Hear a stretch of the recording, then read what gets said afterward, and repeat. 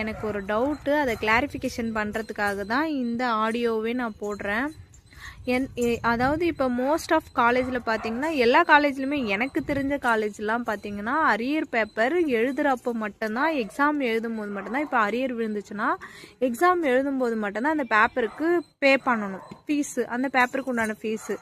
ஆனால் இப்போ ஒரு காலேஜில் மட்டும் நீங்கள் அந்த அரியர் பேப்பர் கிளியர் பண்ணுற வரலுமே ஃபீஸ் மாதம் மாதம் கட்டணுமா, அரியர் பேப்பருக்கு உண்டான காசு கட்டணுமா? இது எப்படின்னு எனக்கு தெரில. அவங்க அதாவது ரொம்ப கஷ்டப்படுறவங்க எப்படி கட்டுவாங்க? ஏதோ கடன் உடனே வாங்கி காலேஜ் ஃபீஸ் கட்டி படிக்க வைக்கணுன்றதுக்காக தான் ப்ரைவேட்டில் சேர்க்குறாங்க. ஒரு இன்ஜினியரிங் காலேஜ் பொண்ணை இந்த மாதிரி பண்ணுறாங்க. இந்த காலேஜில் ஏன் இதை பற்றி யாரும் வெளியே சொல்ல மாட்டாங்கன்னு தெரியல. உண்மையாகவே அந்த காலேஜில் நடக்குதான்னு எனக்கு தெரியல. எல்லாருக்குமே இதுதான் நடக்குதுன்னு சொல்கிறாங்க. உங்கள் காலேஜெல்லாம் இந்த மாதிரி நடக்குதான்னு ஃப்ரெண்ட்ஸ் நீங்கள் சொல்லுங்கள். உங்களுடைய காலேஜ்லேயும் இந்த மாதிரிலாம் இருக்கான்றத. அந்த ஃபீஸ் பே பண்ணுறதுக்கான ரிசிப்டும் தரமாட்டுறாங்களாம். நீங்கள் கேட்டு சொல்லுங்கள்.